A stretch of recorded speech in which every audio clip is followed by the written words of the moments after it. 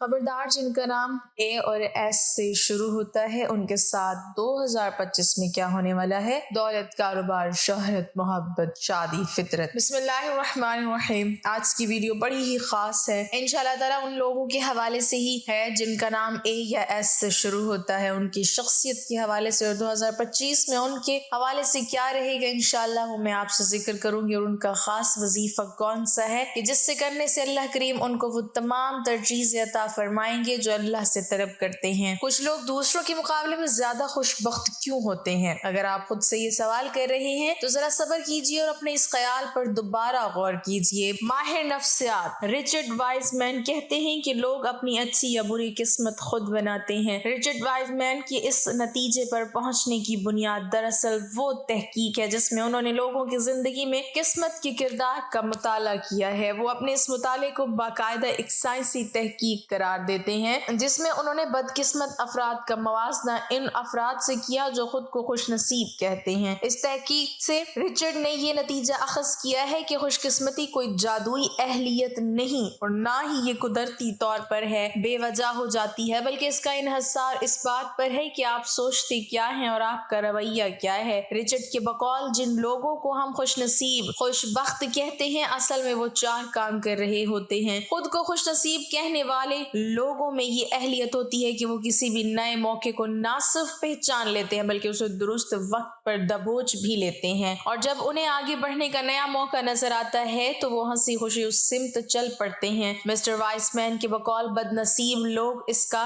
बिल्कुल उलट करते हैं। ये लोग एक ही रट में लगे रहते हैं और अगर कोई नया मौका आता भी है तो ये लोग अपने खौफ की वजह से उससे फायदा नहीं उठा पाते। नए मौके से फायदा उठाने का ज्यादा इन्हसार उन पर होता है कि आया आप अपने दिल की सुनते हैं या नहीं। खुशनसीब लोग अपने दिल की बात या विजदान पर अमल करने से घबराते नहीं। उनको अगर कोई चीज ठीक लगती है तो ये छलांग लगाकर उसमें कूद पड़ते हैं और यूं दूसरों से आगे निकल जाते हैं। इसके बरक्स बदनसीब लोगों की ये फितरत होती है कि वो चीजों का जरूरत से ज्यादा जायजा लेते रहते हैं और असल सूरत हाल को नजरअंदाज कर देते हैं। यही चीज उनको बहुत नुकसान पहुंचा देती है। मिस्टर वाइसमैन कहते हैं कि इस किस्म के लोग चीजों को समझने में देर कर देते हैं और इनकी सोच ज्यादा मुफीद नहीं रहती। खुशनसीब लोग जो काम भी करते हैं उन्हें उम्मीद होती है कि वो इस काम में कामयाब हो जाएंगे। इस किस्म के लोग हमेशा ये तवक्को करते हैं कि आखिरकार सूरत हाल उनके हक में बदल जाएगी और यही वो चीज है जो उन्हें कामयाब कर देती है। मिस्टर वाइसमैन कहते हैं कि हर बार ऐसा होना जरूरी नहीं, लेकिन ऐसे अफराद का मस्बत रवैया उन्हें मुश्किल वक्त का सामना करने में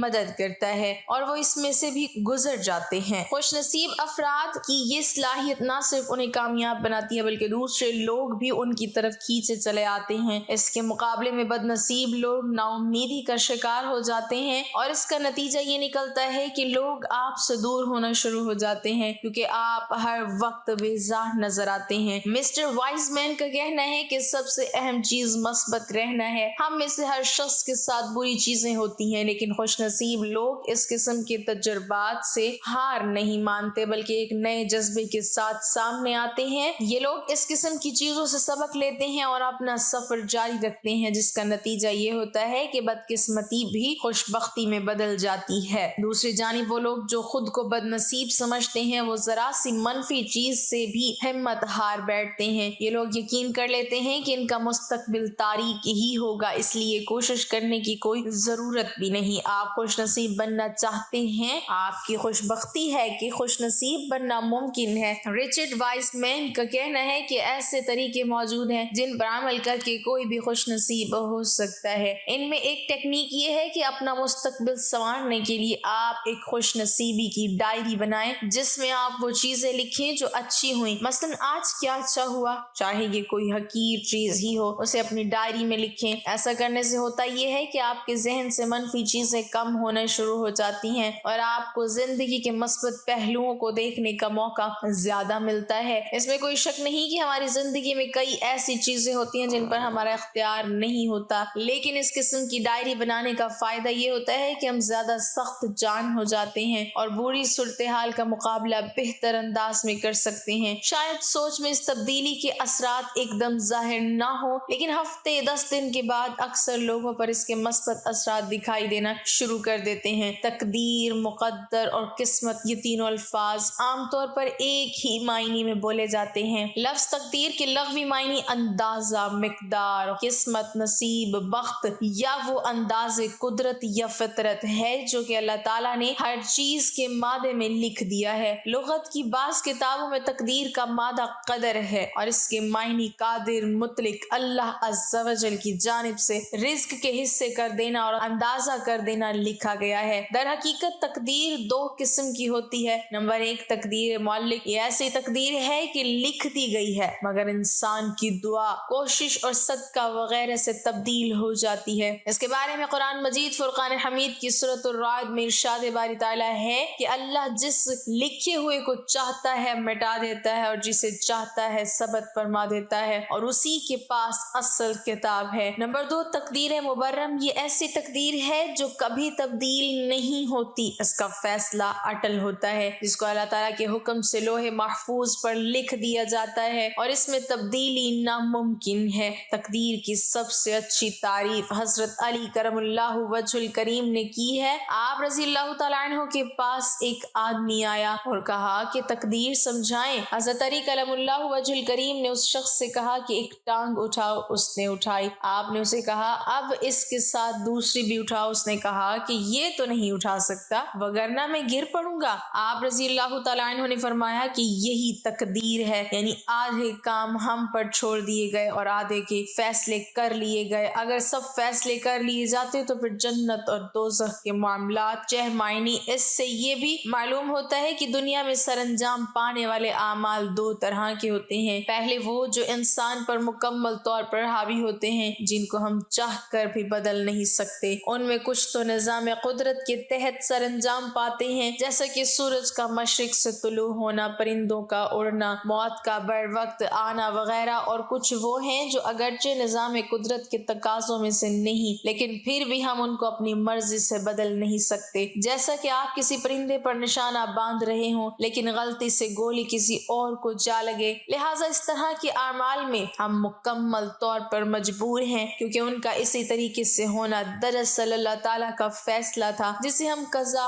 کہتے ہیں۔ دوسری طرح کے اعمال دراصل وہ افعال ہیں جن پر انسان حاوی ہے اور جو اچھائی اور برائی کی بنیاد بنتے ہیں۔ جیسا کہ اگر آپ کے ہاتھ میں چاقو تھما دیا جائے تو آپ اس کو کس طرح استعمال کرتے ہیں، یہ مکمل طور پر آپ پر ہی منحصر ہے۔ اور اس طرح کے بہت سے افعال و اعمال ہیں جن کی اچھائی اور برائی کا انسان کو شعور دیا گیا ہے اور پھر اسی کی مرضی و منشا پر چھوڑا گیا ہے کہ اچھائی اور فلاح کا راستہ اختیار کرے یا کہ برائی کا، اور یہ اس کے اپنے اختیار میں دیا گیا ہے۔ لہٰذا اس حیثیت سے یہ ہمارے اختیار میں ہے کہ پہلے تو ہم اپنی عقل کو استعمال کرتے ہوئے خیر اور شر کے درمیان تمیز کریں اور پھر زندگی کے امتحان میں کامیابی کے لیے بھلائی کے راستے کو چنیں۔ تقدیر پر ایک بحث یہ بھی ہے کہ بندہ مجبور بھی ہے اور اختیار بھی رکھتا ہے، لیکن کتنا مجبور ہے اور کتنا مختار اس کا علم کسی کو نہیں۔ اس لیے بندہ جب کوئی بھی کام کرتا ہے، محنت، منصوبہ، ٹارگٹ اور سرمایہ لگا کر سمجھتا ہے کہ حل نکل آئے،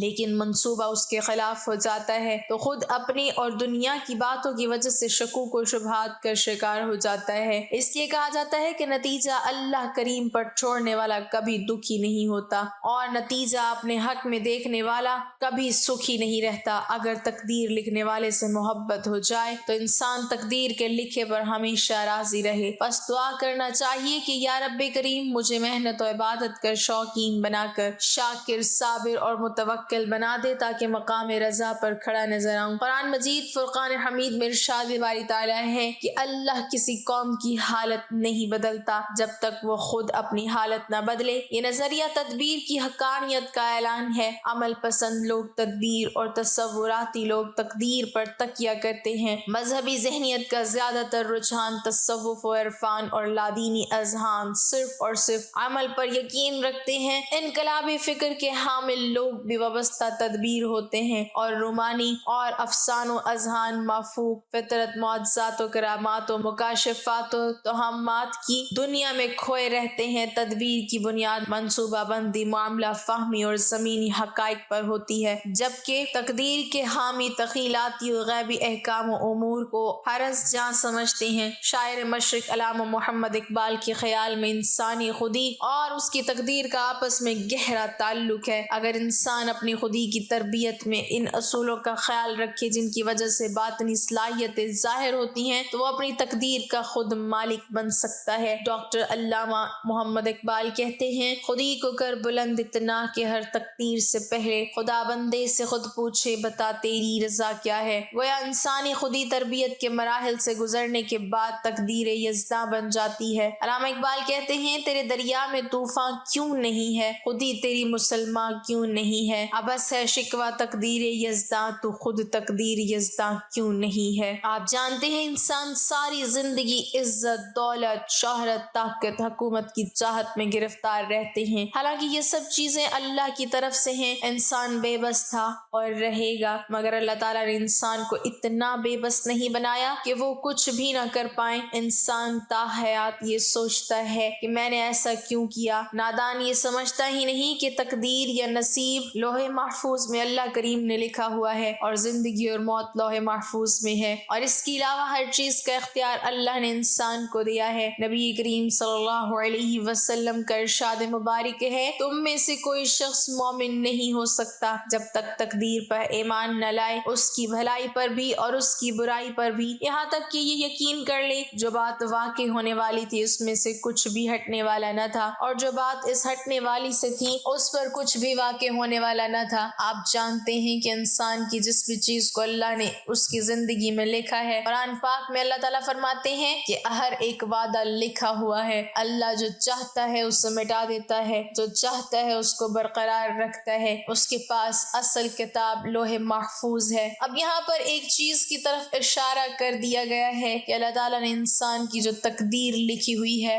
وہ اٹل نہیں ہے، اس میں کچھ بھی بدلا جا سکتا ہے۔ تو اس لیے اس چیز کا گمان اپنے دل میں رکھیں کہ جو میرا آنے والا سال ہے اگر میں اچھے عمل اس میں کر لیتا ہوں تو انشاءاللہ میرے نصیب میں ہر وہ چیز لکھی جا سکتی ہے جس کا میں طالب ہوں۔ نبی کریم صلی اللہ علیہ وسلم کی ایک حدیث ہے، آپ صلی اللہ علیہ وسلم نے فرمایا، تقدیر کو دعا ہی بدل سکتی ہے اور نیکی عمر میں اضافہ کرتی ہے۔ ایک واقعہ یہاں پر ذکر کرنا چاہوں گی عمر فاروق رضی اللہ تعالی عنہ کا، کہ ایک مرتبہ حضرت عمر فاروق رضی اللہ تعالی عنہ طواف کر رہے تھے، رو رو کر دعائیں مانگ رہے تھے کہ اللہ اگر آپ نے مجھ پر کوئی بدبختی لکھ دی ہے تو اسے مٹا دیجئے، اگر کوئی خوشبختی لکھی ہے تو اسے برقرار رکھیے، کیونکہ آپ جو چاہتے ہیں مٹا دیتے ہیں، جسے چاہتے ہیں بہار رکھتے ہیں۔ ام الکتاب یعنی لوح محفوظ آپ کے پاس ہے، اس لیے بدبختی کو سعادت سے اور گناہ کو نیکی سے بدل دیجئے۔ انسان بے شک دو پاؤں کا جانور ہے، اس کا ایک پاؤں تدبیر سے اٹھتا ہے تو دوسرے پاؤں کو قسمت اٹھاتی ہے۔ اب اللہ تعالیٰ نے ہر انسان کے جو بھی اس کے اندر اعمال ہیں اس کے مطابق اللہ تعالیٰ نے انسان کو اختیار بھی دیا ہے۔ ایسا نہیں ہے کہ انسان بے اختیار ہے، اللہ تعالیٰ نے تمام تر انسانوں کو اختیار دیا ہے اور ہر انسان کے لیے نیگیٹو پازیٹیو اس کے راستے بنا دیے ہیں کہ وہ جو چاہے وہ چن لے۔ تقدیر انسان کی اللہ کریم نے لکھ دی ہے، لیکن اس کو اختیار بھی دیا ہے اس میں کہ وہ جس چاہے راستے کو چنے گا۔ اب دیکھیں تقدیر کا لغوی معنی ہی اندازہ لگانا ہے۔ اللہ نے ایک اندازے سے ہر چیز کو لکھا ہے، جو کچھ انسان جو ہے وہ کرے گا اللہ نے اس کو ایک اندازے سے لکھا ہے، لیکن اگر کوئی چاہے تو اپنے ایمان کے ساتھ، اپنے اعتقاد کے ساتھ اس کو بدلنے پر اللہ تعالیٰ نے اس کو پورا اختیار دیا ہے کہ اگر کوئی انسان چاہے کہ میں اس کو بدل لوں، اچھے اعمال کروں، تو اللہ تعالیٰ اس کو اس چیز کا اختیار دیتے ہیں۔ اور جہاں تک ناموں کا تعلق ہے، انسان کے ناموں کا اثر اس کی پوری زندگی پر ہوتا ہے۔ جن کا نام اے سے یا ایس سے شروع ہوتا ہے ان کی شخصیت کس حوالے سے کس طرح سے ہوتی ہے انشاءاللہ وہ بھی میں آپ سے ذکر کروں گی۔ اس کے حوالے سے ایک حدیث مبارکہ صحیح بخاری کی ہے، آپ صلی اللہ علیہ وسلم نے فرمایا کہ نام جو ہے وہ شخصیت پر اثر انداز ہوتے ہیں۔ حضرت سیدنا سعید بن مسیب رضی اللہ تعالی عنہ سے روایت ہے کہ میرے دادا نبی کریم صلی اللہ علیہ وسلم کی خدمت میں حاضر ہوئے، آپ صلی اللہ علیہ وسلم نے پوچھا تمہارا نام کیا ہے؟ انہوں نے کہا حزن، فرمایا تم سہل ہو؟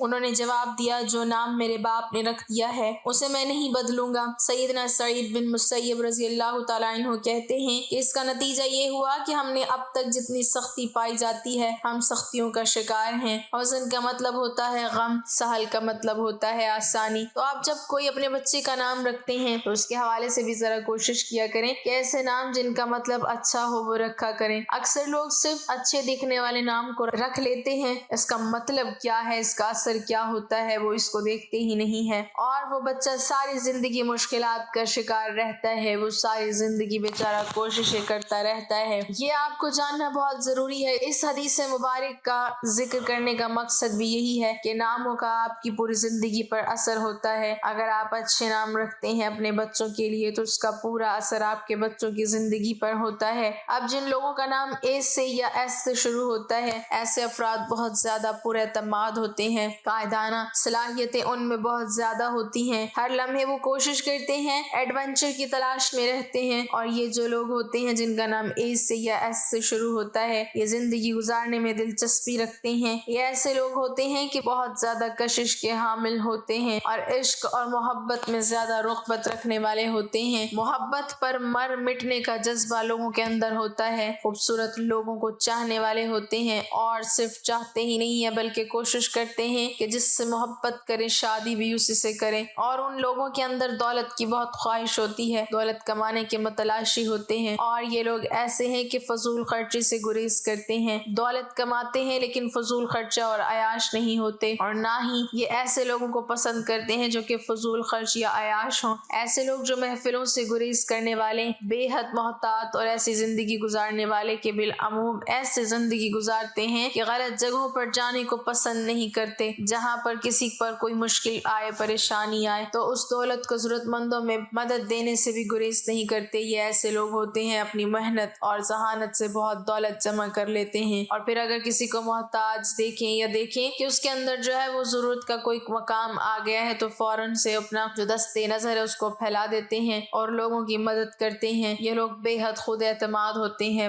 بہت زیادہ، اس وجہ سے ان کو پسند کیا جاتا ہے، کسی بھی ادارے کے سربراہ بننے کی ان کے اندر صلاحیت موجود ہوتی ہے۔ یہ ایسے لوگ ہوتے ہیں جو اعلیٰ ترین عہدوں پر جو فائز ہوتے ہیں، آپ کو دیکھیں گے کہ ان کا نام اے سے یا ایس سے شروع ہوتا ہے، یہ اپنی زندگی کے ہر موڑ پر کامرانی یا کامیابیاں حاصل کرنے کی کوشش کرتے ہیں، جہاں پر ان کے اندر بے حد خوبیاں ہیں، بہت زیادہ خوبیاں کہ یہ لوگ روح کو ہی اپنی میراث سمجھتے ہیں اور بہت ہی محصور کن صلاحیت کے معمر ہوتے ہیں، دوسروں کو خوش رکھنے کی کوشش کرتے ہیں، دوسروں کی آزادی کا احترام کرنے والے ہوتے ہیں، دوستوں کی مانند اپنے نظریات اور قدروں کو جو ہے وہ بیان کرنے کی کوشش کرتے ہیں، انتہائی ملنسار اجنبی افراد سے بھی بڑے گرم جوش انداز میں ملتے ہیں، چاہے وہ بوڑھا ہو، بچہ ہو، کوئی بھی ہو، اس سے اخلاقیات سے پیش آتے ہیں۔ یہ لوگ ایسے ہوتے ہیں کہ اپنی بیویوں کی بھی بہت قدر کرتے ہیں، ان سے محبت کرنے والے ہوتے ہیں، اور ایسے لوگ ناممکنات کو ممکن بنانے کی بھی صلاحیت رکھتے ہیں۔ اب جہاں پر ان کے اندر کچھ خوبیاں ہیں وہاں خامیاں بھی ہیں۔ یہ ایک وقت میں متعدد عورتوں سے تعلق رکھتے ہیں، پلے بوائز ہوتے ہیں، فلرٹ پہ فلرٹ کرنے والے ہوتے ہیں، اور اپنی بیرونی سرگرمیوں کے بارے میں اپنی بیوی کے سوالات پر روشنی اور غصے میں آ جاتے ہیں، اونچے خوابوں کی تلاش میں رہنے والے منہ پھٹ ہوتے ہیں، صاف الفاظ میں انکار کر دیتے ہیں، کوئی بات نہیں سمجھ میں آ رہی صاف الفاظ میں انکار کر دیتے ہیں، وعدہ تھوڑا سا ان کا کچا ہوتا ہے، وقت پر نہیں پہنچ پاتے، حال میں زندگی گزارنے میں ناکام رہنے والے ہوتے ہیں، ہر کام اپنی مرضی پر ٹھوکنے والے ہوتے ہیں، اور اگر کہیں کسی سے کوئی بھی ایسا سخت رویہ ہو جائے تو شکووں کے انبار لگا دیتے ہیں، اپنی ترجیحات کو سچا مانتے ہیں،